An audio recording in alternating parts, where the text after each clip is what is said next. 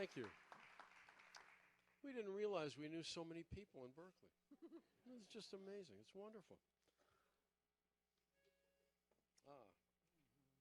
Phase 2. Wait a sec. Is that right? No, that's not right. Are we slick enough for you? The other C sharp. No, it can't be right. Then it's the wrong key.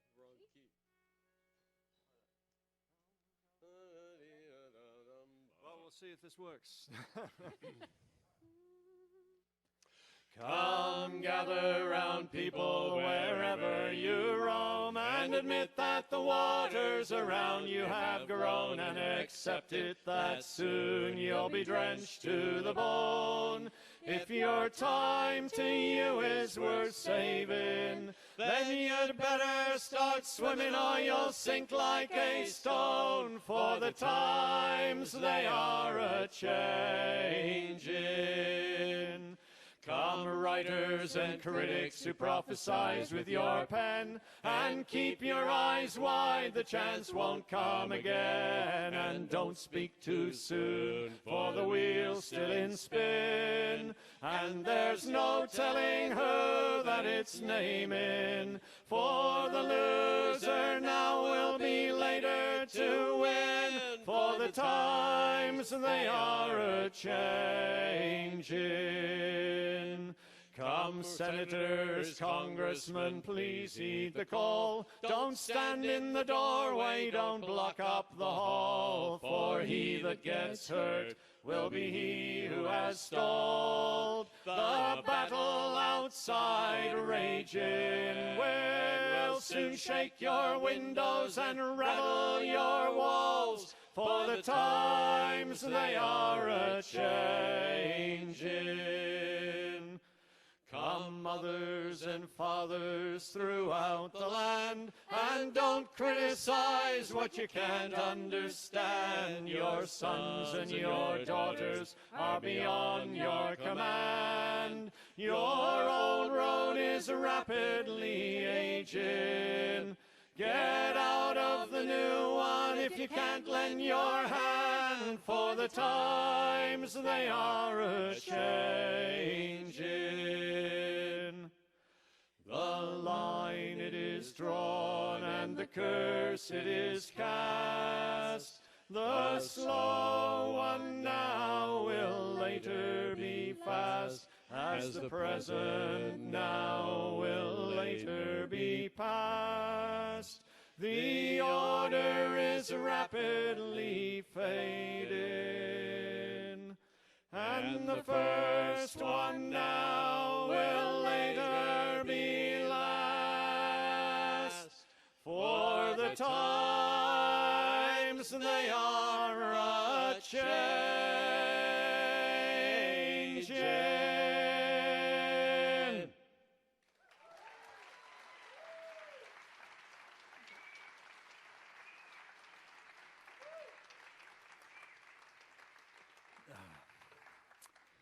As old Bob Copper used to say, the old songs are the best.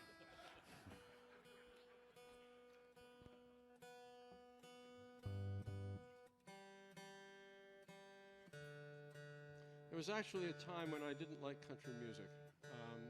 It's hard for me to remember now, but I didn't like country music until I went to Newfoundland, the island of Newfoundland, and found out first of all how intimately connected it was to the music that I thought of as traditional music. And I also met a fellow who had lived around here for a long time. His name was Neil Rosenberg. He was my professor, and he taught me to love bluegrass. And we were in a band together called Sneed Hearn and the Smiling Liberators, and we sang around the island, and it was a lot of fun. And it came in handy because when the three of us got together, Ann also loved country music, and so Ian does most of the driving for us. it's one of the things he does really well, and we are ever so grateful to him for it. He can drive on either side of the road. It's a fabulous talent, and it has saved our lives so many times. We are here today because of Ian Robb and Pete Seeger, but that's another story. Anyways, so Ian, he drives in all weathers. He drives us home at all hours of the night. And when it's really late and it's snowy and icy and just horrible outside, Ann and I depend on him to get us home. And we need him to be sharp. We need him to be awake and in the moment. Ian is a former choir boy from Westminster Abbey, and he did not grow up liking country music. And so Ann and I, to keep him sharp and just on edge a little bit, and just a little bit, just irritated enough, we would sing country music in the car. And it got us where Ian got us where it had to go. It had a terrible effect on him, but he's worked it through with his psychiatrist, and it's to the extent now that he loves country music. It's sort of the, is it the Norway or the Stockholm syndrome. And he will actually sing country music now. So Ann and I have moved into another genre, and we're learning rap, so that he can. Macedonian rap in 7. Anyway, if you want to hear a former choir boy sing country music, listen to the next song. This is our favorite George Jones song, She Thinks I Still Care.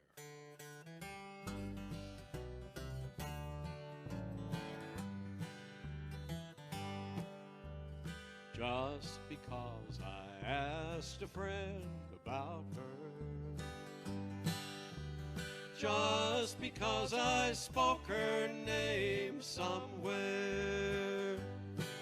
just because I dialed her number by mistake today, she thinks I still care. Just because I haunt the same old places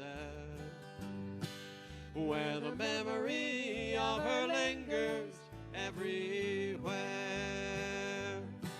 Just because I'm not the happy man I used to be, she thinks I still care.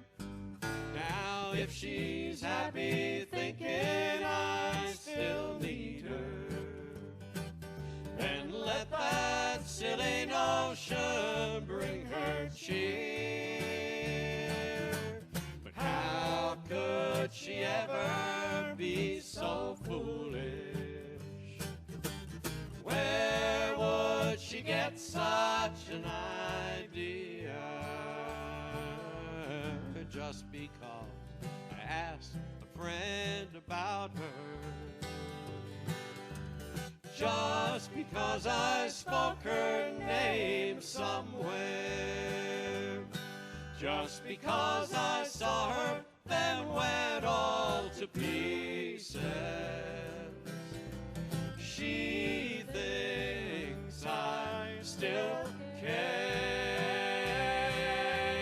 She thinks I still care.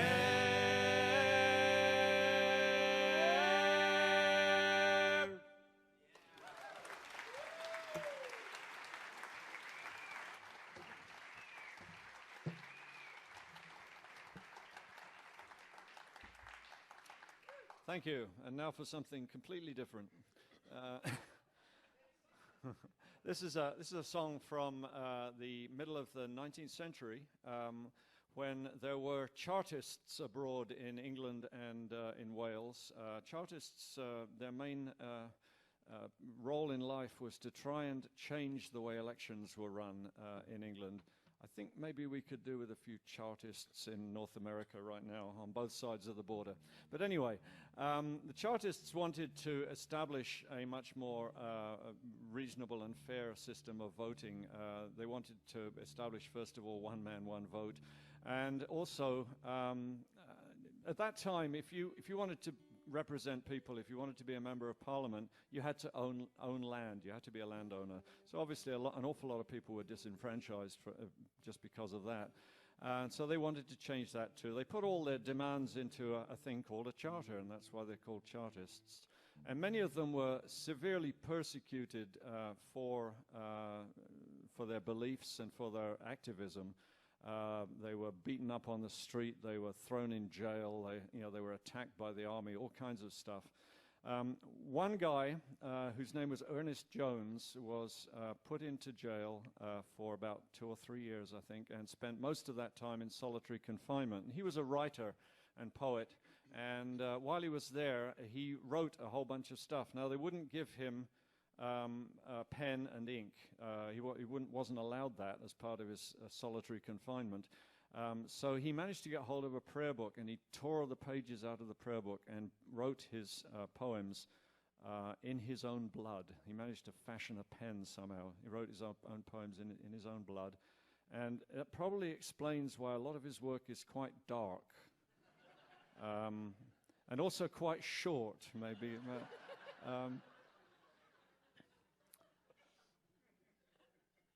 Anyway, one of those poems was definitely a song. It was intended to be a song. It may have had a tune at the time. I'm not sure.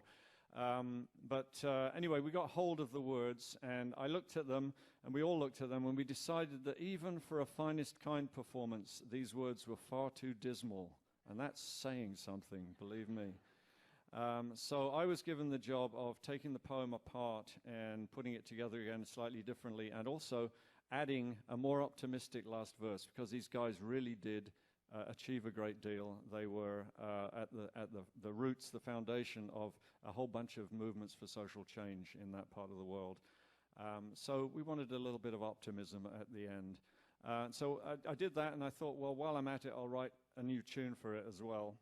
But apart from that, it's all Ernest Jones's own work. So this is it. It's called The Song of the Lower Classes.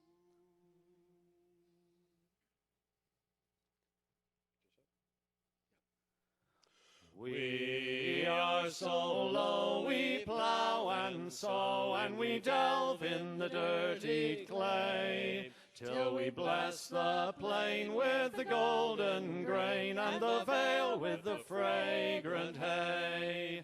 We are so low, our place we know, 'tis down at the landlord's feet. We're not too low the bread to grow, but too low the bread to eat.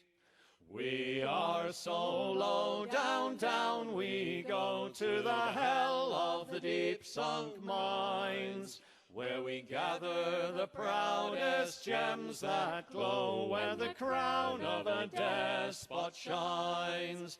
And whene'er he lacks upon our backs fresh loads he deigns to lay, we're far too low to vote the tax, but not too low to pay. We're low, we are so low, yet by our grimy hand the worth of lords and kings will grow in stately hall and land. Then down we kneel at the landlord's heel, and cringe at the rich man's door.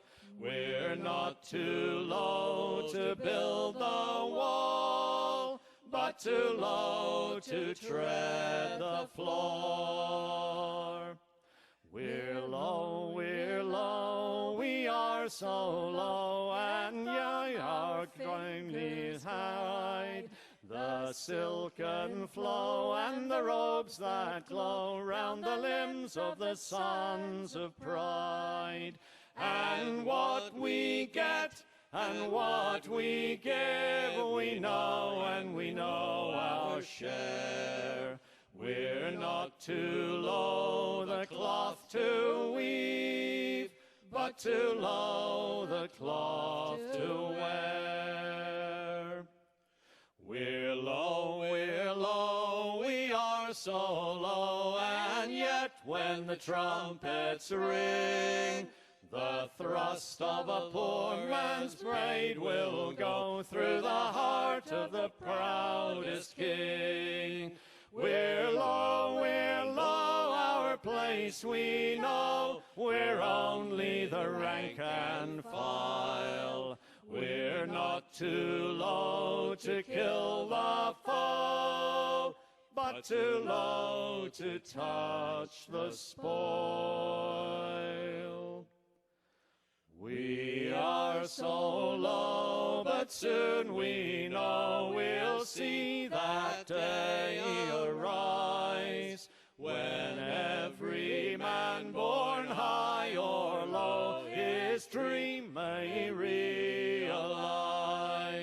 Though skin and bone must rot below, and none can death defy, the rich man's robes to dust will go, and the poor man's soul,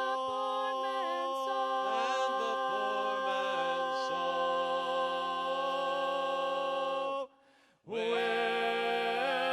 fly.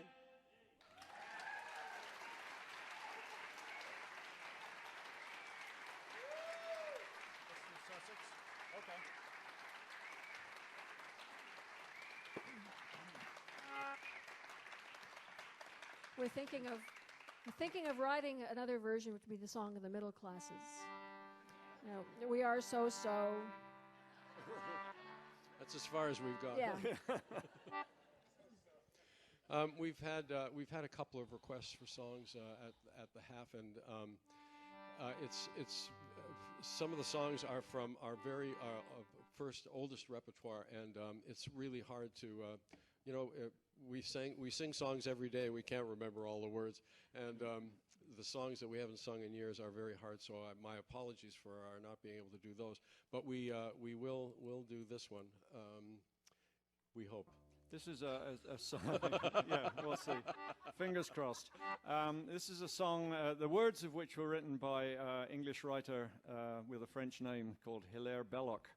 And they were put to music. There was actually originally a tune for this, but I think this tune is much more spectacular. They were put to this tune. It's an Irish tune called The West's Awake, and Martin Wyndham Reed was responsible for joining the two together. I'm glad Martin's got a friend here. That's great. Say hi to him if you know him. I haven't seen him for years. Thank you. It's called the Sussex Drinking Song. On Sussex Downs, where I was bred, in rains where autumn lanes are red, where Aaron tumbles in his bed and dusty gales go by, where branches bear on Burton Glen and Berry Hills are whitening then, I drink strong ale with gentlemen, which no one can deny, which no one can deny.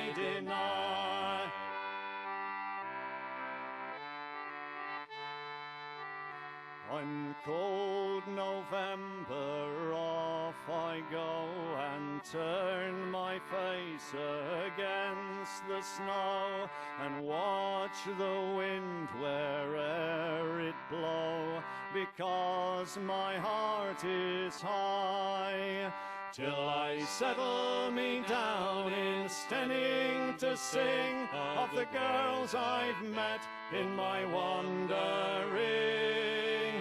and all I mean to do in spring, which no one can deny. which no one can deny, deny.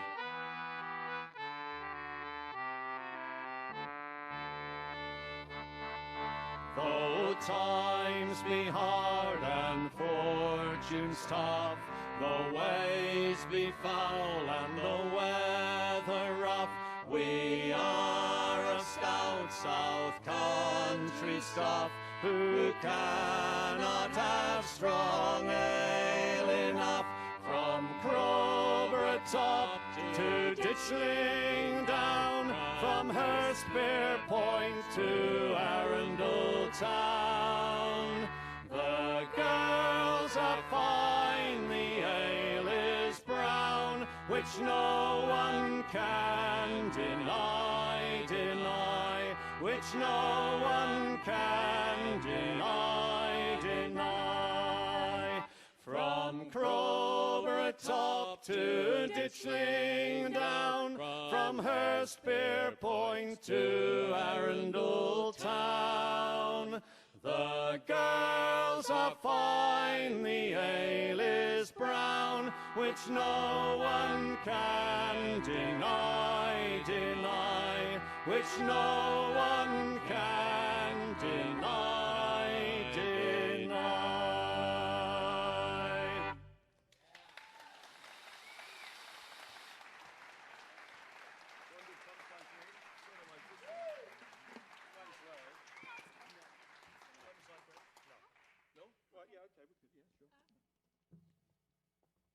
I'll put the concertina back on then. Many of you will be familiar with a recording which came out a couple of years ago, I think now, which was a tribute to Bruce Phillips, to Utah Phillips, done by many of his friends, some of them really well known, some of them not so well known.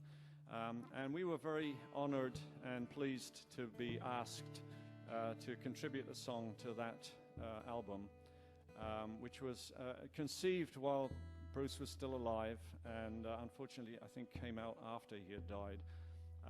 But it's a lovely album. It's a really lovely tribute to him. We searched for a song. We already sing a few of his, and we didn't want to do them again. But we searched all the collections of Bruce Phillips songs for just the right one, and finally came up with this one, which is a lovely little two-verse song about a hobo, or as Utah would have said, a conscientious malingerer. That's a great phrase. The song really is about how small a footprint a hobo leaves on this earth. It's called He Comes Like Rain, Like Wind He Goes.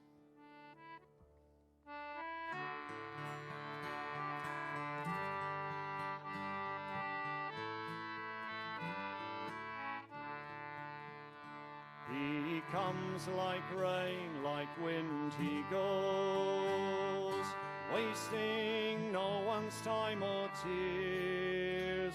He bears the pain and takes the blows as he walks out his lonely years.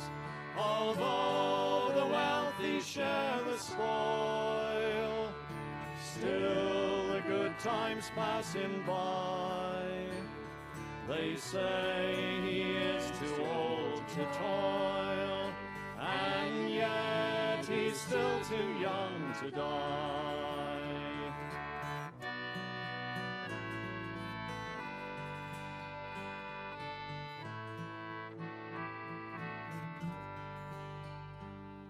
The road unwinds into the night. He lifts his bindle and moves on, and dark against the failing light, his frail form dwindles and is gone. Perhaps he'll pass this way again, or maybe not, for no one knows. It doesn't matter where or when. He comes like rain, like wind he goes.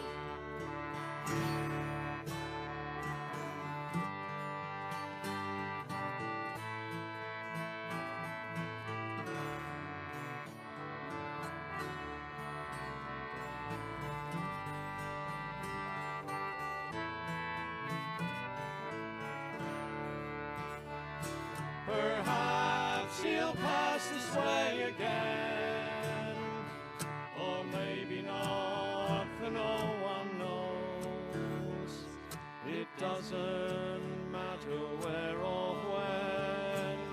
He comes like rain, like wind he goes. It doesn't matter where or when.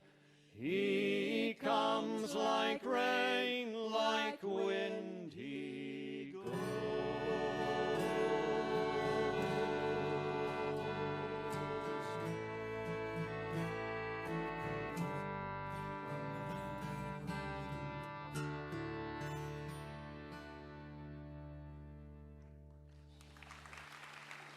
Utah Phillips.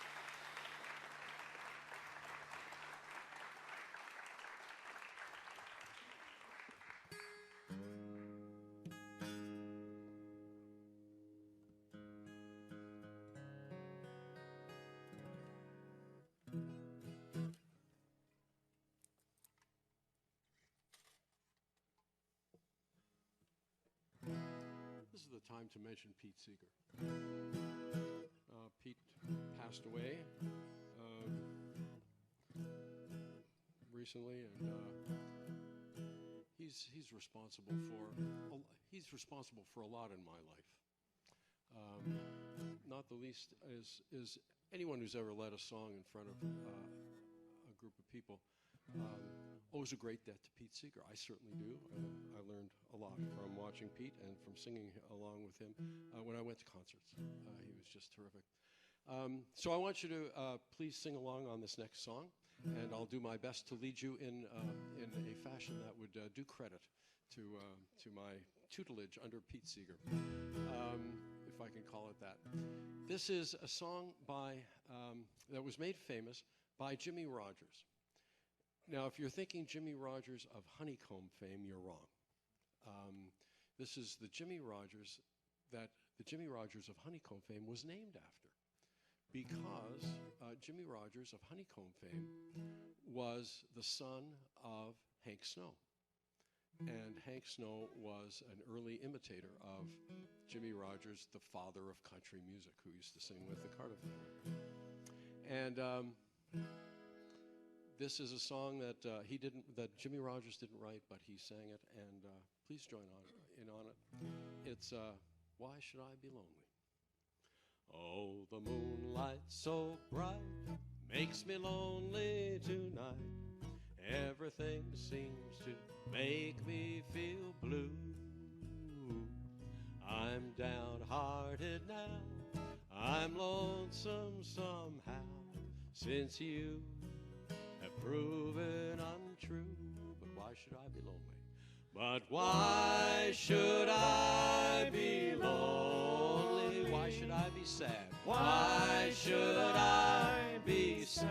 Though another has taken from me, another has taken from me the best pal I ever had, the best pal I've ever had. He's taken the sunshine with her. He's taken the sunshine with her, leaving the clouds for me, leaving the clouds for me. But why should I be lonesome? But why should I be lonesome when there's nobody lonesome for me? Nobody lonesome for me.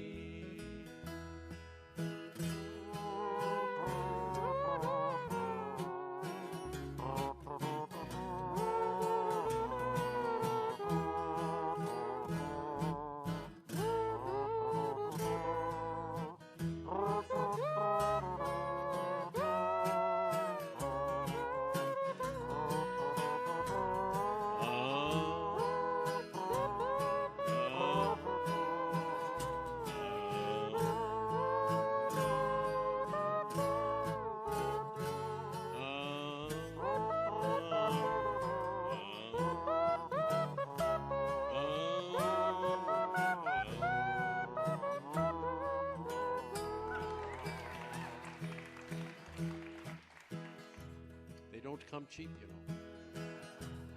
Oh, the violets so blue are calling for you. The roses so sweet make me lonely. They bring to my mind that sweet happy time when your love was only for me.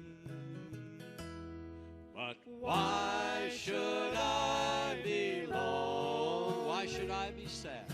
Why should I be sad? Though another has taken from me, though another has taken from me the best pal I ever had, the best pal I've ever had. He's taken the sunshine with her. He's taken the sunshine with, leaving the clouds for me, leaving the clouds for me. But why should I be lonesome?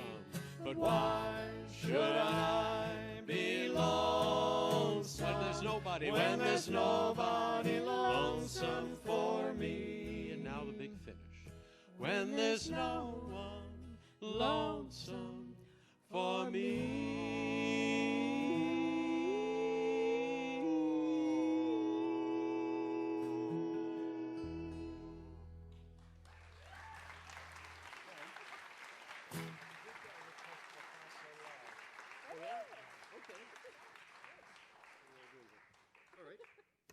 When do you want to do it? How about now? Oh, all right.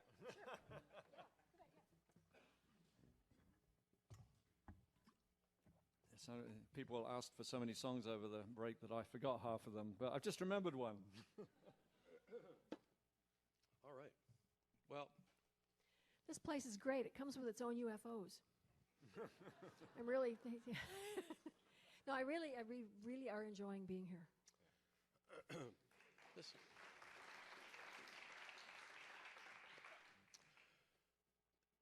This song is one that I wrote about an early form of American choral music called Sacred Harp. It's called Fa Sol La, and maybe I don't have to, this is Berkeley, I don't have to explain what shape note music is, right? Right. All right. Anybody who doesn't know what shape note music is, see me after the show, and I'll give you my famous 2-minute lecture on it. But I'll just sing the song. But first, there's a part at the end that talks about whether you are feeling joy or woe. Sing from the Sacred Harp. I was given a gift of a facsimile of an old Sacred Harp book by a man who was involved with Sacred Harp from the South, and it said he wrote in the book, "Sing from this book when you are happy. Read from this book when you are sad." So just to let you know about that, and I think I'm ready to sing now. While walking out one evening in a little southern town, I spied some signs upon a fence and looked them up and down. And there among the notices for auction sales and cars was a poster that read Fa Sol La. Folks said that in the morning there would be a special sing for everyone that lived in town and friends that they might bring. The singers each would have a chance to lead their favorite tune. They would sing all day up in the hall with potluck lunch at noon. They would sing Fa La Sol and make the heavens ring like they did so long ago. Their hearts would fill with joy and love to sing in praise of God above and sing out with a La Sol Fa. Next morning I went to the hall and found a vacant chair. The singers were assembled sitting in a hollow square. A book they called Sacred Harp was put into my hand. The notes were written all in shapes I did not understand, that they were Fa La Sol. They helped the singers read the music like so long ago. Triangle, circle, diamond, square, those were the notes that they read there and named them with a La Sol Fa. An old man rose and walked into the center of the square. He called for silence, bowed his head, then said a little prayer.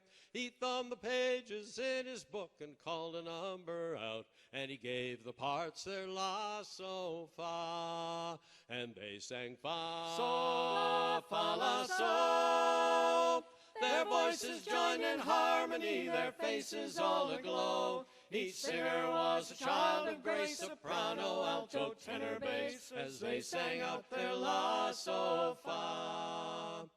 The singing was so sweet and hard, it took my breath away. I sang along as best I could through all that glorious day. From wondrous love to parting hand, we sang them all day long. But I do believe that Showers of Blessings was my favorite song.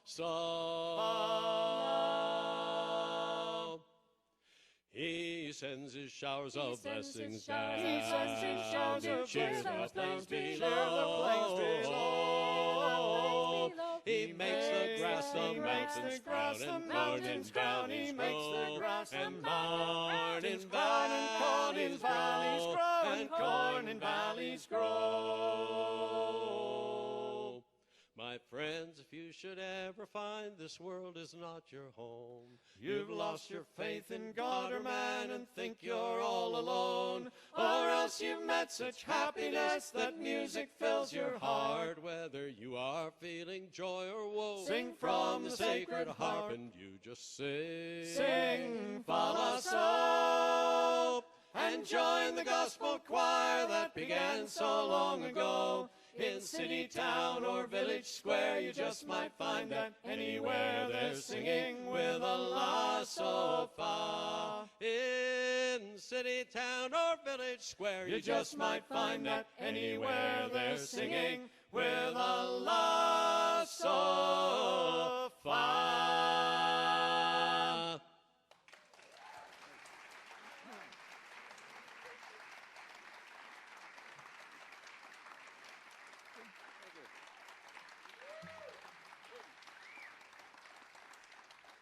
When I still lived in Texas, I was in a shape note group, and at one point there we had a trained soprano singing along, and the leader was an older guy who kind of was more of an original type, and he looked over at some point and said, "Now you just forget about them, all them Italian ideas." You know, these people used to call hogs, so.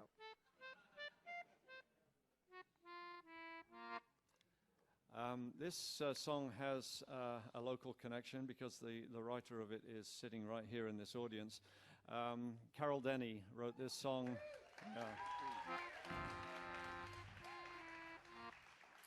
Carol wrote this song a few years ago, and there's a wonderful story about this. A good friend of ours, a man called Bob Bossin, who lives on Gabriola Island, which is just off Vancouver Island up north. He heard this song and he thought it was such a wonderful song that he felt Pete Seeger ought to know about it. So he phoned Pete, and the two of them were sort of vaguely familiar. I think Pete knew who Bob was, and Bob obviously knew who Pete was, and so they started this conversation about this song. And Bob was trying to persuade him that he really ought to listen to this song and maybe learn it. And Bob's pretty assertive about these things, and Pete was kind of being a little bit kind of reluctant. And he used to get so many songs sent to him. And I think he felt that, this was just going to be another waste of time. And anyway, Bob just kept persevering in the conversation and finally said, "Hey, look, I'll sing it to you over the phone." So he sang this song over the phone to Pete, and Pete listened to it, and at the end of it, he said, "Well, I'll be damned." And I think he meant that in a good way. It's called The Riley Boys.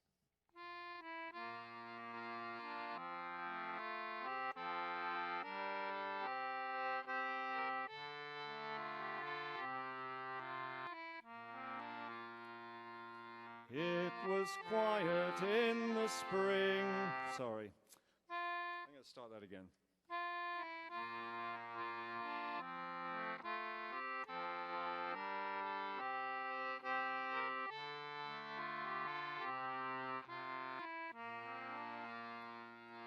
It was lovely in the spring, all the flowers were in bloom, and we met beside the shore for a moment.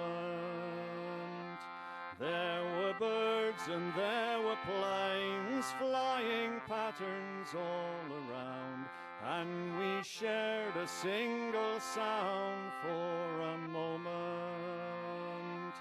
If the Riley boys were here, they would tell us all was well, not to cry, not to worry for tomorrow. If the Riley boys were here, this would be a joyous tear, instead of one for mercy and for sorrow. If it's quiet in the street, it is not for want of feet that would march if they could only find a way. If the halo round the light in this quiet street tonight showed the hearts that wander by, they would be crying. If the Riley boys were here, they would surely take our hands and remind us that on earth our days are fleeting. If the Riley boys were here and their gentle voices near, they'd remind us all that someday we'll be meeting.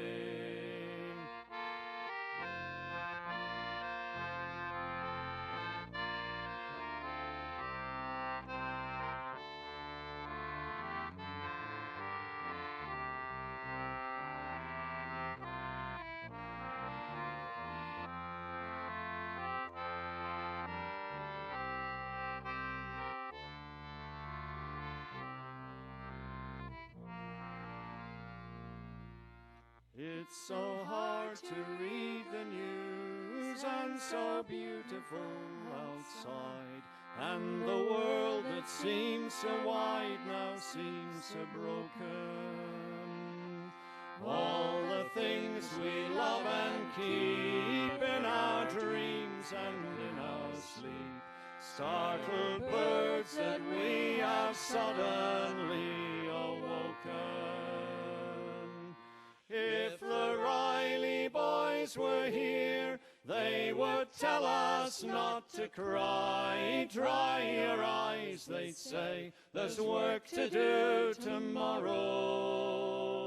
If the Riley boys were here, we'd hold fast another year and be thankful for what mercy we could borrow.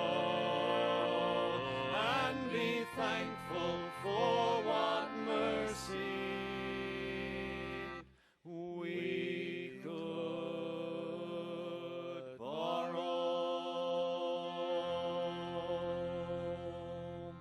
Carol Denny.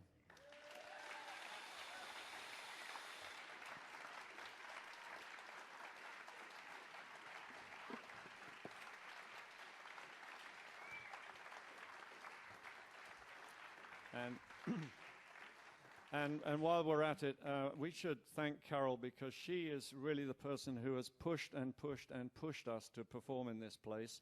And I think she's probably twisted a few arms in the community over the years on our behalf. And so thanks, Carol, for being so persistent. And we're really glad we're here.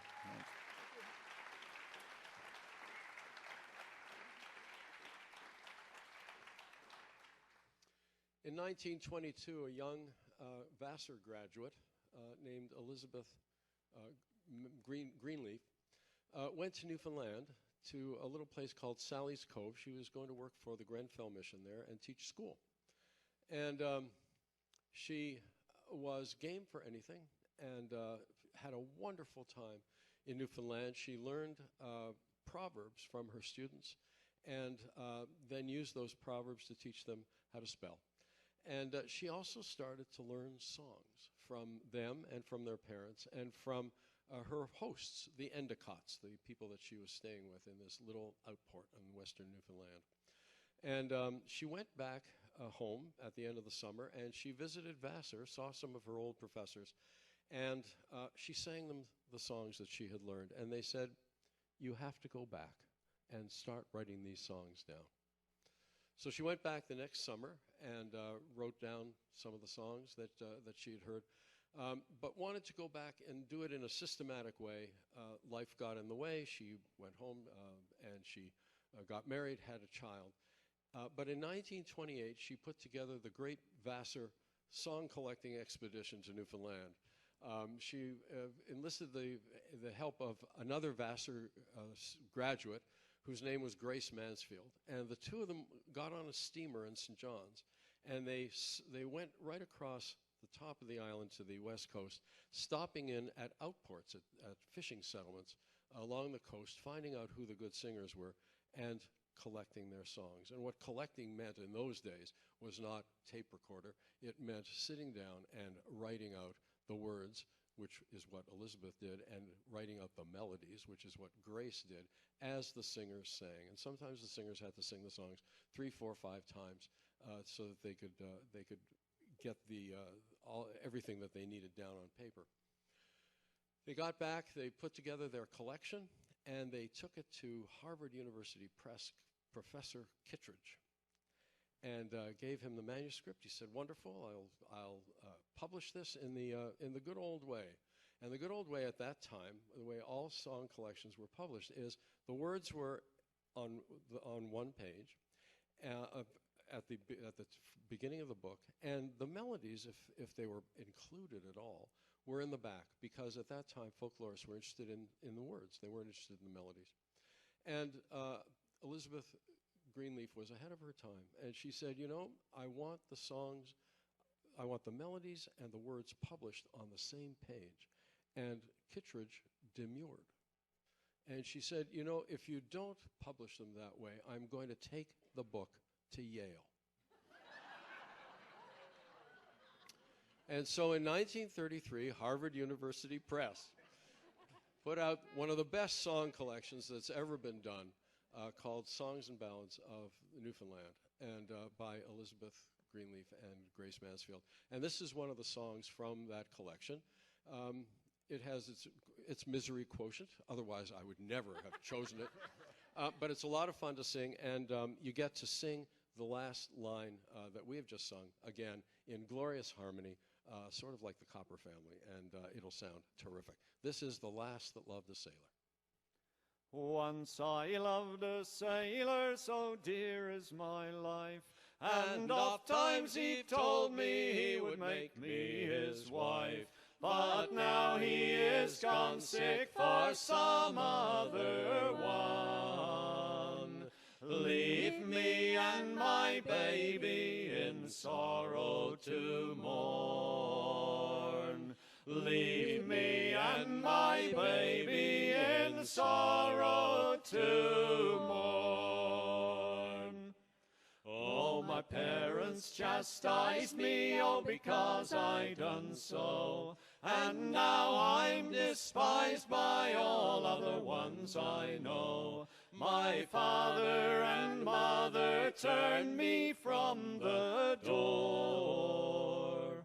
And now I must ramble and beg like one poor. And now I must ramble and beg like one poor. Once I was so red as the bud of fair rose, but now I'm as pale as the lily do grow. Like a flower in the morning, my beauty's all gone. Don't you see what I'm come to by the loving of a man? Don't you see what I'm come to by the loving of a man? So come all ye pretty fair maids, wheresoever ye be. Don't you trust to any young man by any degree. They will kiss you and court you and swear they'll prove true. And the very next next moment they'll bid you adieu. And the very next moment they'll bid you adieu.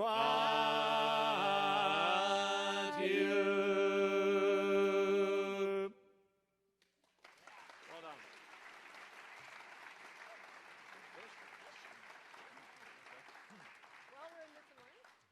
While we're in Newfoundland, we'll sing a song that is a little sadder than that, even. This is a song that I wrote in the 1990s. We were learning songs, and one of the songs that we were considering was a song called "Coal Not Dole," about the closing of the coal mines by Margaret Thatcher. And I thought, you know, we've just had a fishery, 500-year-old fishery off the coast of Newfoundland closed because we got too good at fishing. And why wouldn't we sing about that instead? So I wrote this song to the same tune as "Coal Not Dole." This is, well, it's basically talking about how we've gotten too good at catching fish and too destructive in the ways we do it. And it's not just happening in Newfoundland, it's happening pretty much everywhere that fishing is done. This is called "No More Fish, No Fishermen."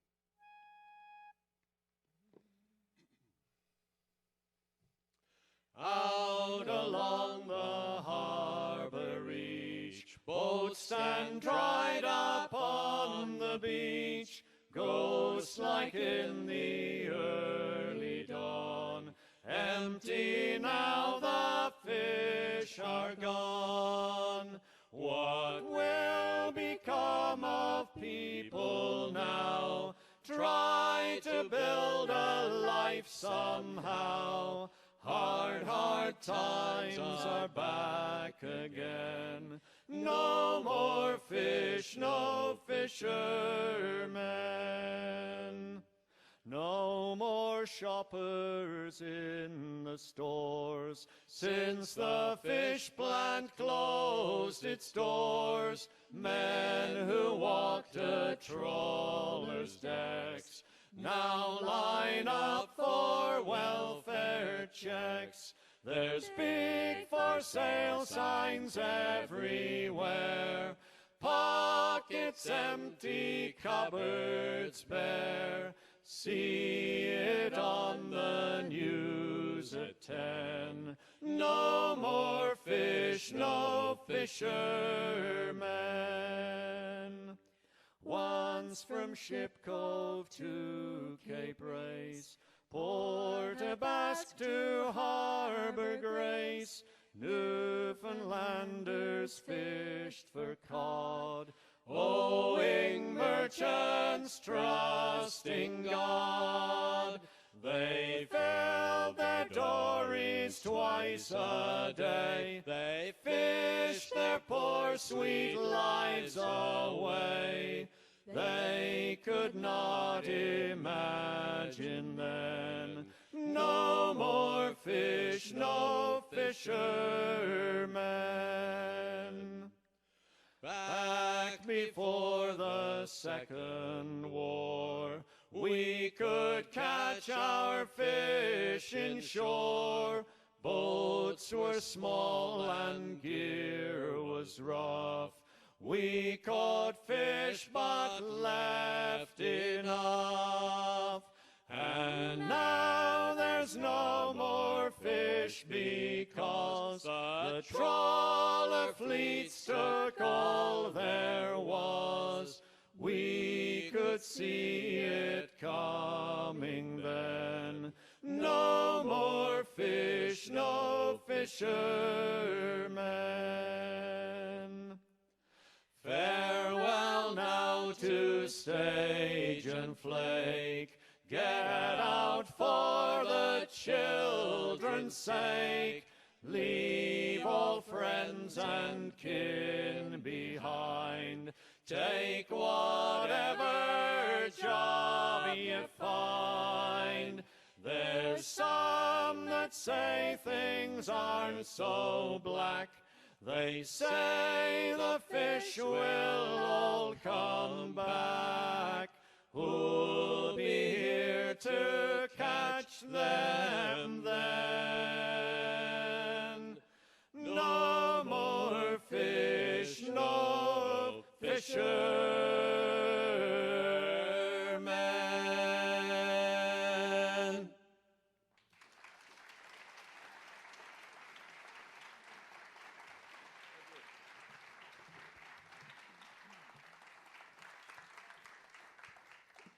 Well, we'll do one more song for you and then say goodnight. But first of all, I'd like to thank Tessa, who's done an absolutely brilliant job over there on the sound. Thank you. And to René Gaumont and those other people in the Freight who have guided us along our way here and have taken a chance on a band that has never been here before. It's a big thing for us, and we thank them very much. And this is a great place.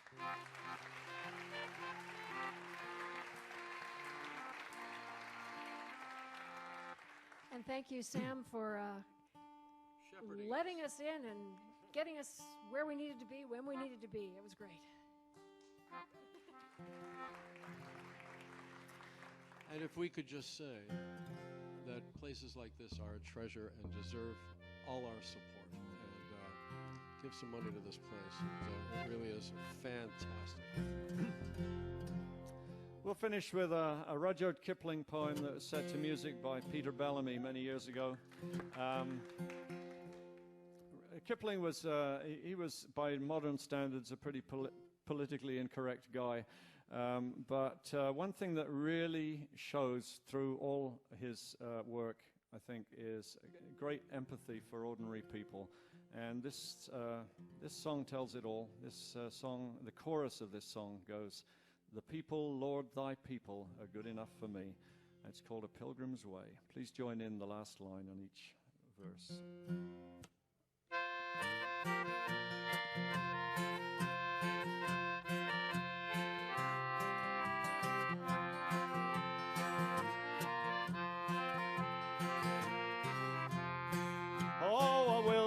Look for noble saints to guide me on my way, nor for male or female devilkins to lead my feet astray. If needs be added, I'll rejoice. If not, I shall not mind, as long as I have leave and choice to meet my fellow kind. For as we come and as we go, and deadly soon go we. This is your bit. The people, Lord, thy people are good enough for me.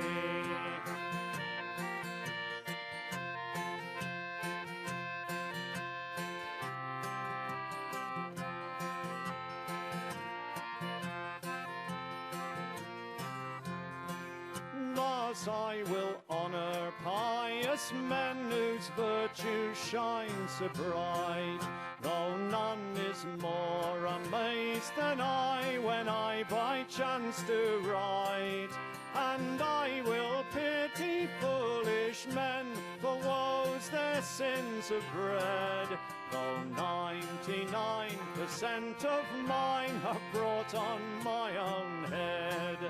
Yes, Amorite or Eremite or just general averagey, the people, Lord, thy people are good enough for me.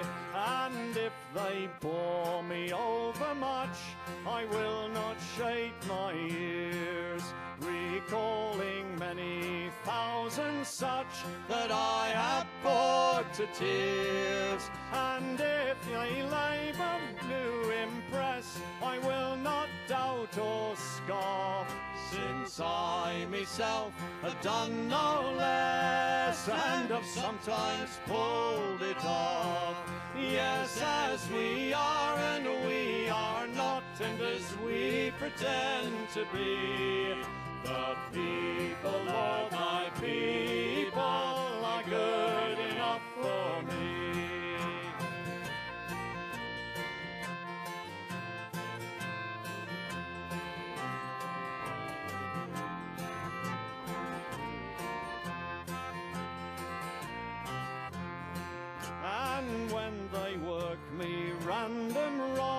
as oftentimes has been. I will not cherish hate too long, for my hands are none too clean. And if they do me random good, I will not feign surprise, no more than those that I have cheered with wayside courtesies.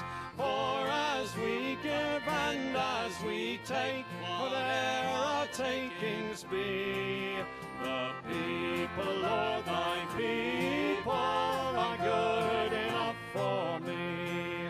And deliver me from every pride, the middle, high and low, that keeps me from my brother's side, whatever pride he show.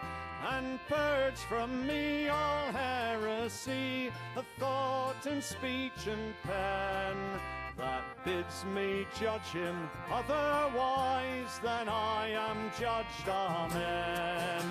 For as we live and as we die, if hard to death there be, the people, Lord, thy people are good enough for me.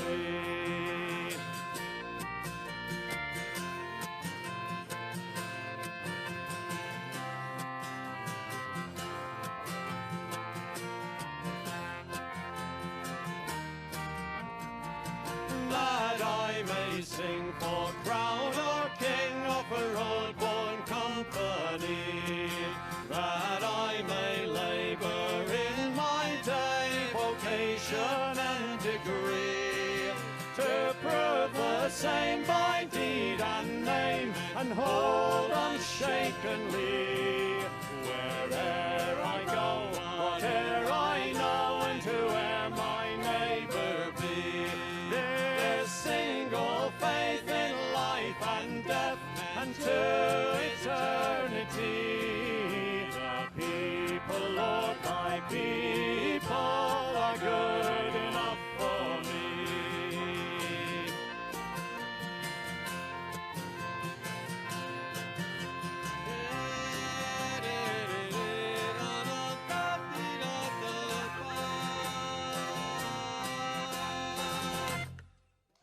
Thank you so much.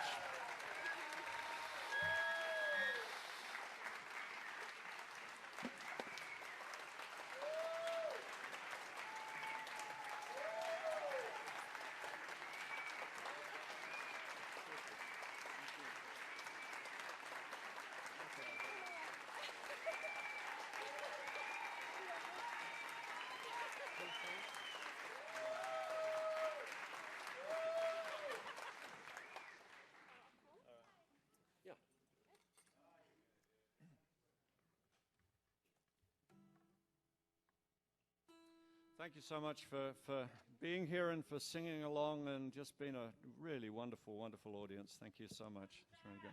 We will. Thank you. We will. And thanks to the folks at home. It's been lovely having you here, and we hope we can do this again. It's about 4 o'clock in the morning there, I think, right now. So you need to sing along on this. You'll pick it up. Oft I sing for my friends, as death's cold for my sea. When I reach my journey's end, who will sing for me? I wonder who will sing for me when I come to cross the silent sea. Who will sing for me when friends gather round and look down on me?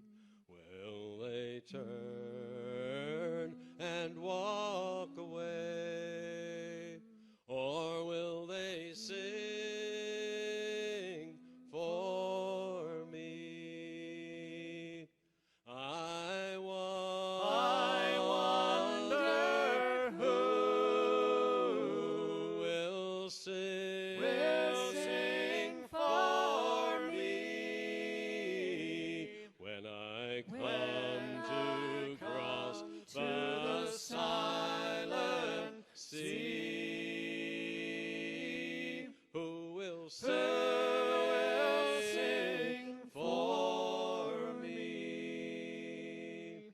So I'll sing until the end, and cheerful try to be, assured that some friend will sing one song for me. I wonder who will sing for me when I come to cross the silent sea. Who will sing for me? I wonder who will sing for me when I come to cross the silent sea.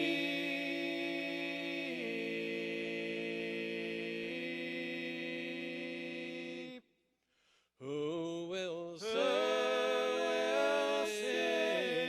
for me?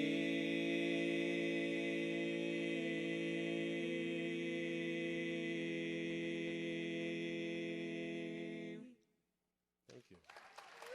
Thank you. Beautiful singing.